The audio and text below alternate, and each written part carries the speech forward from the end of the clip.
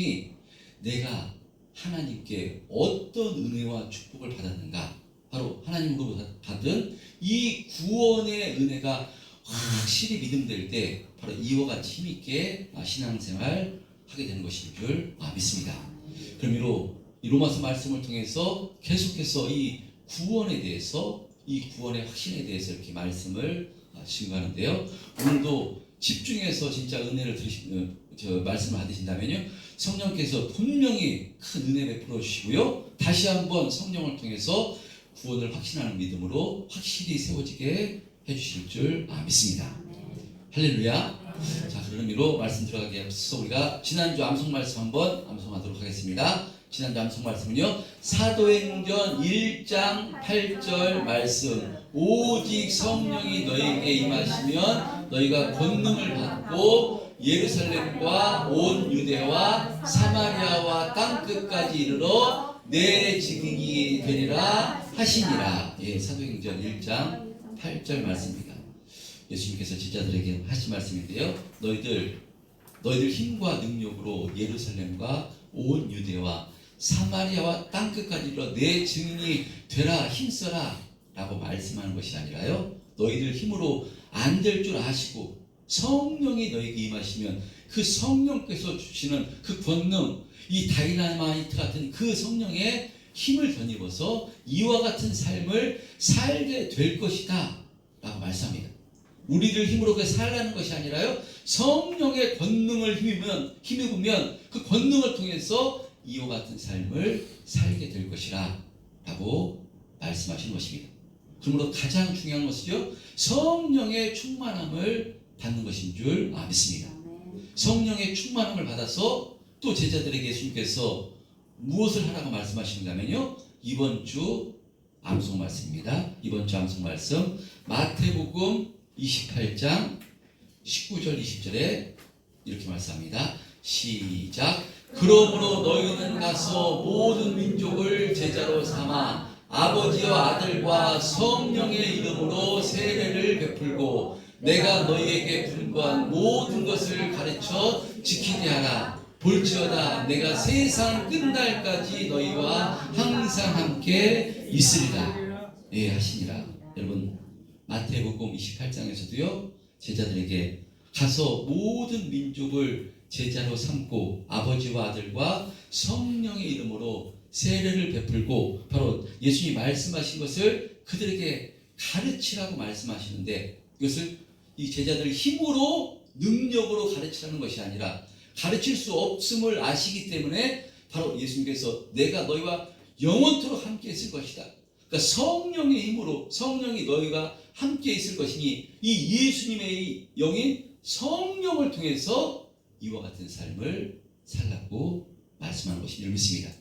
할렐루야. 저와 여러분이 성령 받아 예수님을 나의 구주로 고백한 성도가 된 것이니까요, 저 여러분도 우리들 힘과 능력이 아니라 성령 충만함을 덧입어서, 그래서 주님 성령 충만함을 더하여 주옵소서. 내 힘과 내 능력으로는 힘있게 신앙생활 할 수 없고 내 생각을 이길 수가 없습니다. 마귀의 유혹을 이길 수가 없습니다. 성령님 붙들어 주시고 은혜로 충만케 역사해 주옵소서 라고 기도하시고요, 기도하시면 하나님께서 또 은혜를 베풀어 주셔서 성령께 붙들리게 해주셨어요, 이와 같은 삶을 힘있게 살아갈 수 있도록 은혜를 베풀어 주실 줄 믿습니다.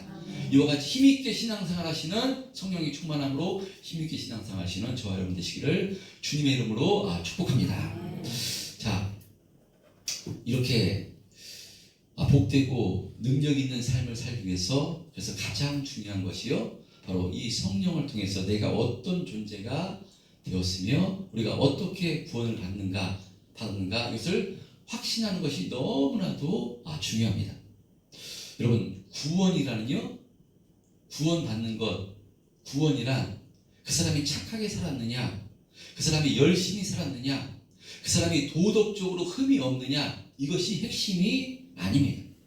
그 사람이 핵심은 뭐냐, 그 사람이 예수 그리스도 안에 있느냐 밖에 있느냐, 이것으로 나는 것입니다. 그 사람이 예수 그리스도와 관계가 있느냐 관계가 없느냐, 이것입니다. 여러분, 우리가 구원받기 전에는요, 예수님과 관계가 없었습니다. 예수님 밖에 있었습니다. 누구에게 있었는가 하면요, 아담에게 있었습니다. 아담에 속한 자가 우리였습니다.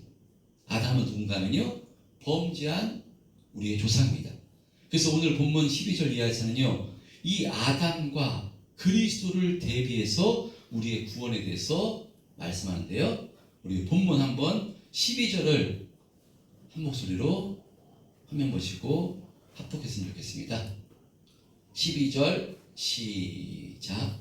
그러므로 한 사람으로 말미암아 죄가 세상에 들어오고 죄로 말미암아 사망이 일어났나니 이와 같이 모든 사람이 죄를 지었으므로 사망이 모든 사람에게 이르렀느니라. 예, 아담을 지금 비유해서 말씀합니다. 한 사람으로 말미암아 죄가 세상에 들어왔다라고 말씀합니다. 바로 이 아담입니다.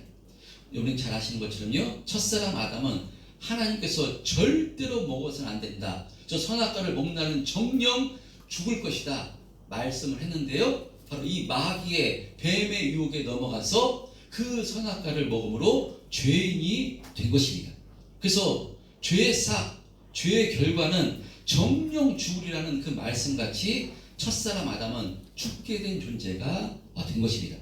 그런데 이 죄를 짓기 전 아담은요, 하나님께서 흙으로 아담을 만들고요, 그 코에 생명, 살아있는 영을 부어주심으로요, 아담은 죽지 않는 존재였습니다. 하나님과 함께 영원히 사는 존재가 바로 아담이었습니다. 그러나 그 하나님께 범죄함으로 이제 사망에 이를 수밖에 없는 존재가 된 것으로, 그러므로 아담의 후손인 모든 사람은 죄인으로 태어나서 그 죄값으로 모든 사람은 죽을 수밖에 없는 존재가 된 것입니다. 자, 그러니까 이렇게 아담의 후손이 모든 인간이 사망에 이르게 된 것은요, 율법 때문에, 율법을 범해서 사망에 이르게 된 것이 아닙니다.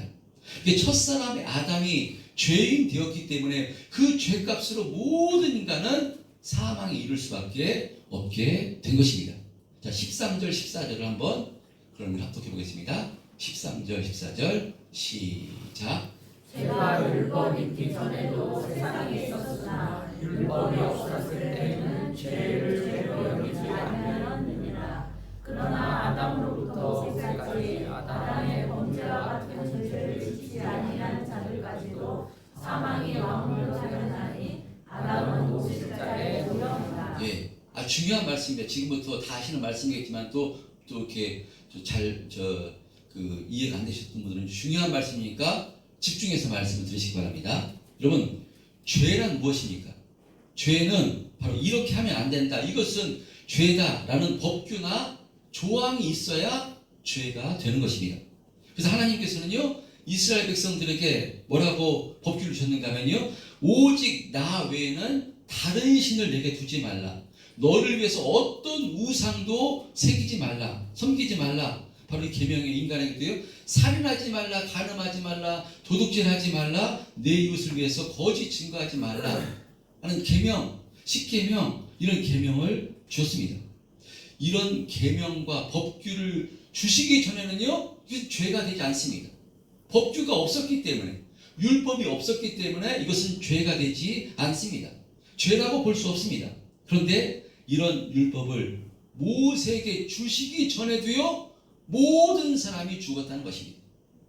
그러니까 율법을 지키지 않아서 죽는 것이 아니라요, 율법 전에도, 율법을 주시기 전에도요, 모세 전에도 전부 다 죽었다는 것입니다.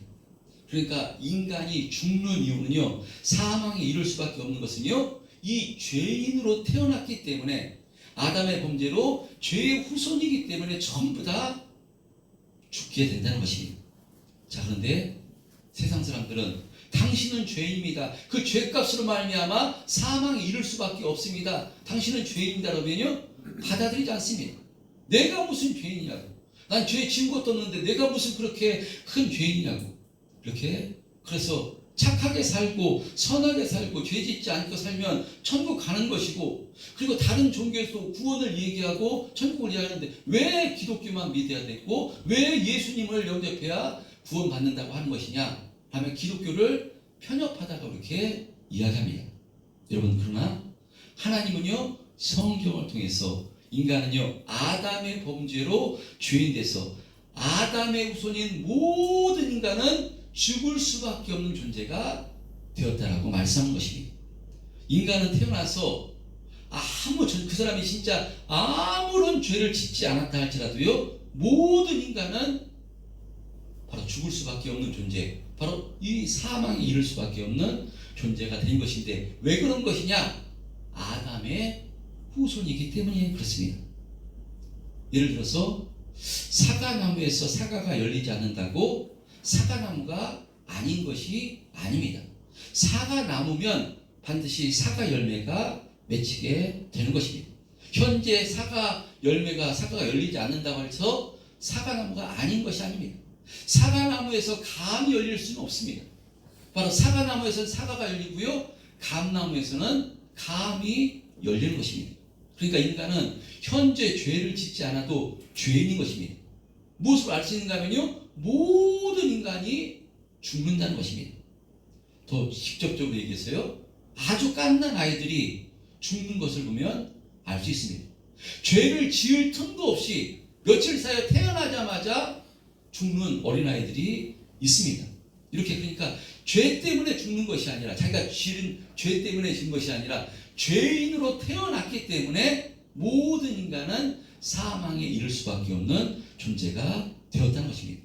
이것을 통해서 모든 인간은 아담의 후손임을 인정할 수밖에 없는 것입니다. 자, 그런데 오늘 본문 14절에 보면요, 이런 아담을 가리켜 오실자의 모형이라 라고 이렇게 말씀합니다. 오실자 누구를 가리키는 것인가 하면요, 바로 예수 그리스도를 가리키는 것입니다. 이와 같이 지금 예수 그리스도를 누구와 같이 보고 있는가 하면요, 아담과 같이 보고 있는 것입니다. 오실자의 모형은 바로 실물을 모방해서 만든 것을 모형이라고 합니다. 그러므로 아담과 예수 그리스도가 닮은 데가 있다는 것입니다. 무엇이 닮았는가? 아담과 예수님이 무엇이 닮았는가? 아담은 바로 범죄한 인간이고 예수님은 하나님의 아들이신데 무엇이 닮았다는 것인가? 자, 닮은 데가 있는데요, 고린도전서 15장에서는 심지어 예수님을 마지막 아담이라고 이렇게 사도 바울이 말하는 것을 볼 수 있는데요, 고린도전서 15장 45절서부터 47절에 이렇게 말씀합니다. 한번 합독해 보겠습니다. 시작. 교회와 첫사랑 아담은 생명이 되었다 함과 같이 마지막 아담은 살려진 영이 되었나니, 그러나 먼저는 지시하는 사람이요 그의 사람이요 그 다음에 생명하는 사람이라. 첫사람은 땅에서 났으니 그에 속한 자이거니와, 둘째 아담은 하늘에서 났느니라. 이와 같이 예수님을 바로 아담이라고 이렇게 얘기합니다. 어떤 아담인가 하면요, 마지막 아담이라고 이렇게 고린도에서는 말씀합니다. 예수님을 첫사람 아담과 같은 호칭으로 같은 아담, 근데 마지막 아담이라고 말씀하는 것은 공통되는 특징이 있기 때문에 이렇게 표현하고 있는 것으로, 이 공통적인 특징이 무엇인가 하면요, 첫사람 아담과 그 예수님이 대표성을 가지고 있기 때문입니다. 그 대표성을 오늘 본문 15절에서는요 이렇게 적용하고 있습니다. 오늘 본문 15절 한번 합독해 보겠습니다. 시작. 그러나 이 은사는 그 범죄와 같지 아니하니 곧 한 사람의 범죄를 인하여 많은 사람이 죽었은즉 더 하나님의 은혜와 또한 한 사람 예수 그리스도의 은혜로 말미암는 선물은 많은 사람에게 넘쳤느니라.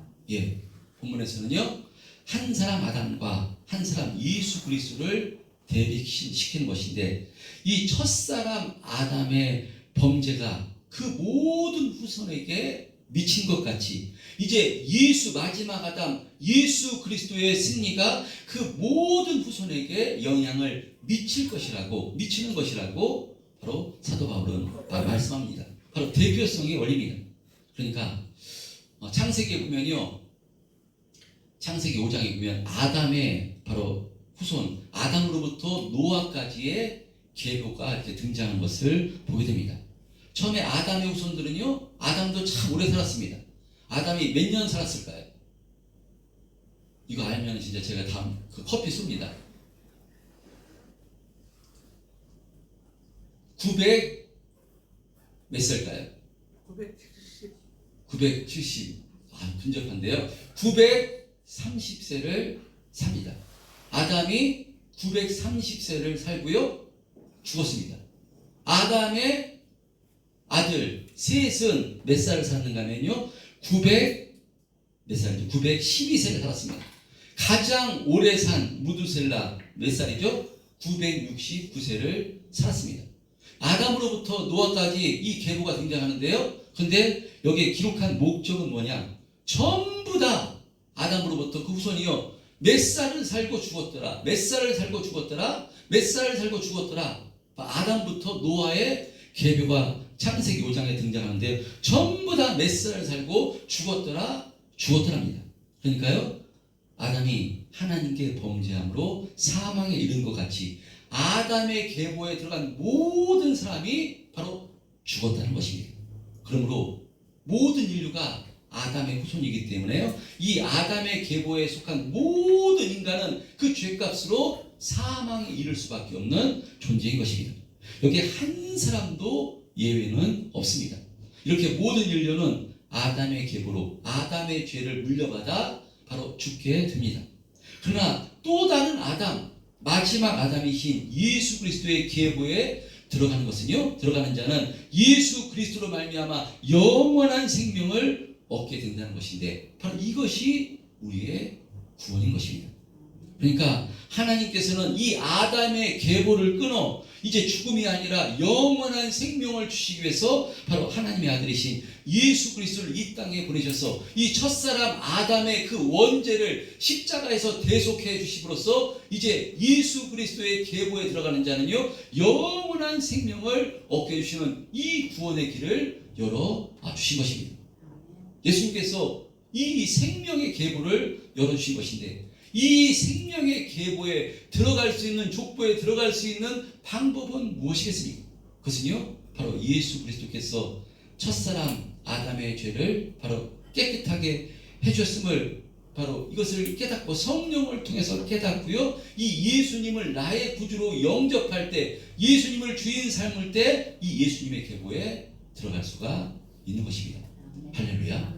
근데 이것이 인간의 지혜로 능력으로 할 수 있는 것이 아니라요 하나님의 능력 성령께서 주시는 은혜로만 이것을 깨달아서 이 계보에 들어갈 수 있다는 것입니다.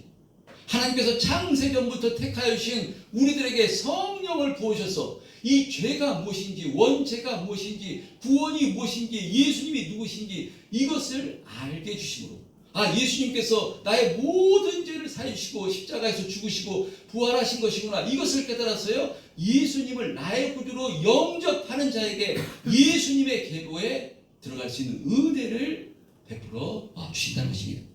할렐루야. 바로 이것이 우리가 받은 구원입니다. 그래서 고린도후서 5장 15, 16, 17절에서는요 이렇게 표현하고 있습니다. 고린도후서 5장 15, 16, 17 합독해 보겠습니다. 시작. 그가 모든 사람을 대신하여 주시는 살아있는 자들로 하여금 다시는 그들 자신을 위하여 살지 않고 오직 그들을 대신하여 돌아가 다시 살아나신 이를 위하여 살게 하시리라. 그러므로 우리가 이제는 어떤 사람도 지지마다 알지 아니하노라. 비록 우리가 그리스도의 오심을 알았으나 이제부터는 그것을 알지 아니하노라. 그런즉 누구든지 그리스도 안에 있으면 새로운 피조물이라 이전 것은 지나갔으니 보라 새 것이 되었도다. 예, 여러분 그러니까 예수님을 나의 구주로 영접한 사람은요 예수 그리스도 안에서 새로운 피조물로 거듭 태어난 존재가 된 것입니다. 예수님을 영접하기 전 예수 그리스도 밖에 있을 때는요 다른 존재였습니다. 이전에는 우리가 아담 안에 있었던 존재입니다. 아담 안에 있었을 때는요 아무리 내가 죄를 짓지 않고 아무리 선하게 살려고 애를 쓰고 애를 쓴다 할지라도요 죄를 진짜 하나도 짓지 않는다 할지라도요 그런 죄를 기억도 나지 않는다 할지라도요 그 사람은 생명이 아니라 사망이었습니다. 왜냐? 아담에 속했기 때문에 그 사람은 아무리 발버둥 쳐도 구원받을 수 있는 존재가 아닌 것입니다. 여러분, 그러나 이제 하나님께서 우리를 새로운 생명으로 허락해 주시고자 예수님을 이 땅에 보내주심으로, 예수님께서 우리의 원죄를 사해 주심으로 이제 예수 그리스도 안에 있는 자는요 새로운 피조물로 거듭나게 해주신 것입니다. 소속이 바뀐 것입니다. 이제 예수 그리스도 안에 있는 자는요 죄인이 아니라 의인입니다. 할렐루야. 의인이 돼서도 죄를 지을 수 있습니다. 육신이 연약하기 때문에요 천국 가는 그날까지 내 힘과 내 능력으로 애를 쓰지만 죄를 지을 수 있지만, 그러나 이제 소속이 바뀌었기 때문에 다시 죄인으로 돌아가지 않습니다. 하나님께서 소속을 완전히 그리스도 안으로 옮겨주셨기 때문에 하나님을 방해하는 자가 있다면, 이 하나님의 계획과 경륜을 방해하고 꺾을 수가 있다면 우리가 다시 죄인으로 들어가지만, 하나님께서 우리를 붙들고 계시는 한 그 사람이 또 죄를 지른다 할지라도요 우리는 절대로 우리를 바로 이 죄로 말미암아 사망으로 끌고 가지 못하는 새로운 피조물이 된 존재가 바로 성도입니다. 할렐루야. 목사님 그럼 죄 지어도 되겠네요. 이렇게 받아들이면 그는 아직도 구원에 대해서, 부모님에 대해서, 하나님의 사랑에서 오해하는 것입니다. 그런 것이 아니라 우리의 구원은 이렇게 확실하다는 것입니다. 할렐루야. 그래서 구원받은 우리들을 뭐라고 부르는가 하면요 성도라고 부릅니다. 저와 여러분이 성도인 줄 믿습니다. 이 성도는요 1차적으로 윤리도덕적으로 깨끗하다 이런 의미이기보다 누구에게 속해였느냐 바로 이런 의미입니다. 누구에게 속했느냐 하면요 거룩하신 하나님, 거룩하신 예수님께 속한 존재, 바로 성도가 되었다는 것입니다. 우리 소속이 옮겨졌다는 바로 그런 의미입니다. 저와 여러분이 바로 예수 그리스도를 통해서 성도가 된 줄 믿습니다. 여러분, 이 성도가 된 존재는요 결코 여러분 정죄받지 않습니다. 악한 마귀도 절대로 정죄할 수 없는 존재가 성도인 줄 믿습니다. 그래서요 로마서 8장 1, 2절에는요 이렇게 말씀합니다.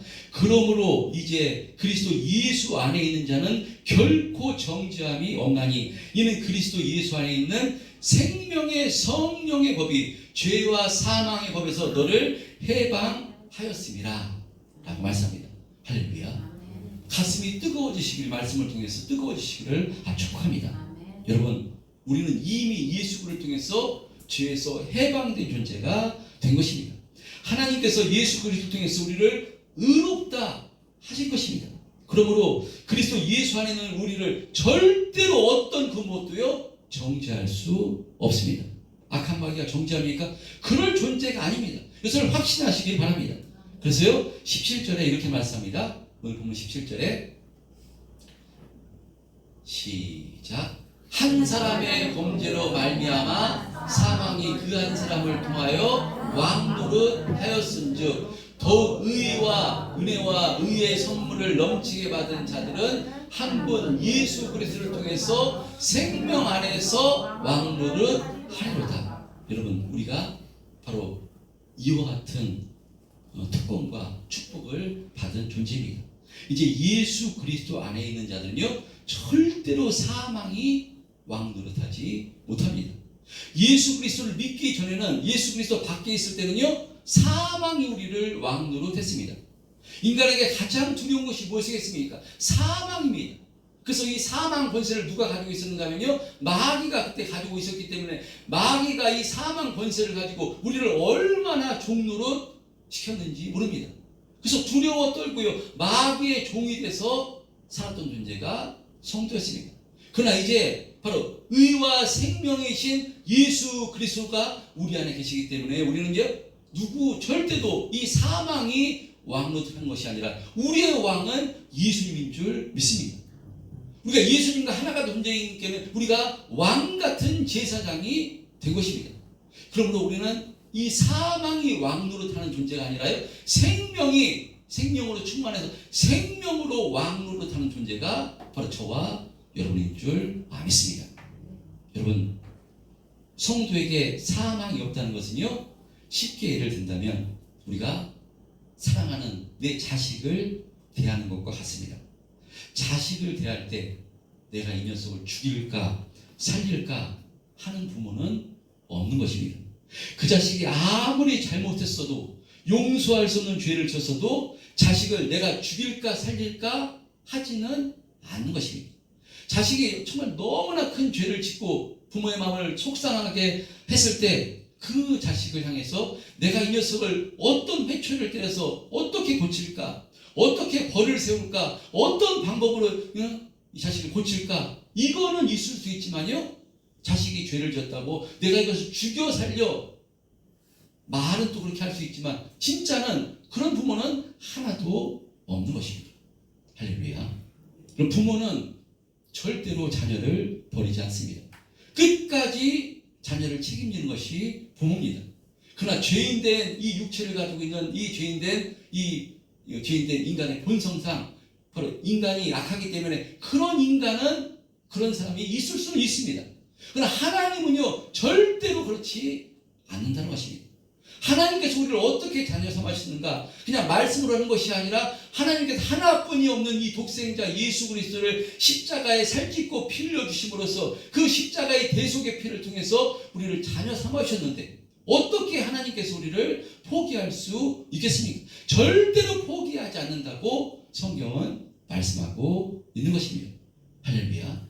이것을 확신하는 것이 우리의 구원의 확신입니다. 그래서요, 이 구원의 확신이란 내 마음속에 무엇인가 끌어오르는 어떤 기쁨과 감정, 이것이 핵심이 아닙니다. 물론 죄사함 받고 하나님께 어떤 은혜를 받아 기쁘고 감사하고 행복하고 이런 마음이 생기는 것은 당연한 것이지만 사실 이런 감정은요 기복이 생길 수 있고 변할 수가 있습니다. 그럼 우리는요 무엇을 통해서 우리의 구원을 확신해야 되는가 하면요, 하나님의 약속의 말씀, 이 기록된 성경의 말씀을 통해서 우리가 구원받았음을 확신하시는 저와 여러분 되시기를 주님의 이름으로 축복합니다. 여러분, 기록된 이 로마서를 통해서 계속해서 말씀을 드리는데요, 하나님은 절대로 우리를 포기하지 않으십니다.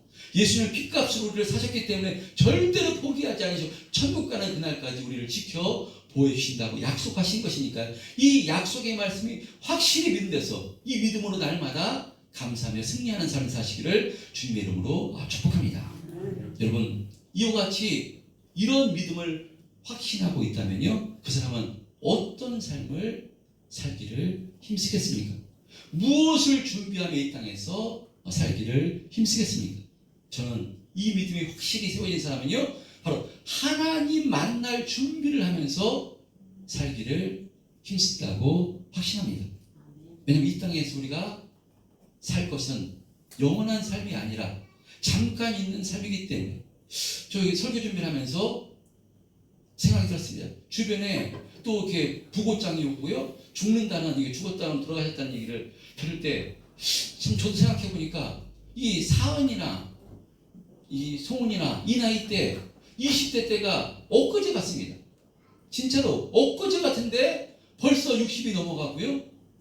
그럼 어르신들 보면 어떤 사람은 70에도 가시고 80에도 가시고 90에도 간다고 쳤을 때 그래봐야 30년이 남았는데, 90에 간다고도 그래봐야 30년이 남았는데 지나온 4, 50년이 이렇게 눈 깜짝할 때 지나갔는데 남은 2, 30년도 금방 눈 깜짝할 때 할 시간에 금방 지나갈 것입니다.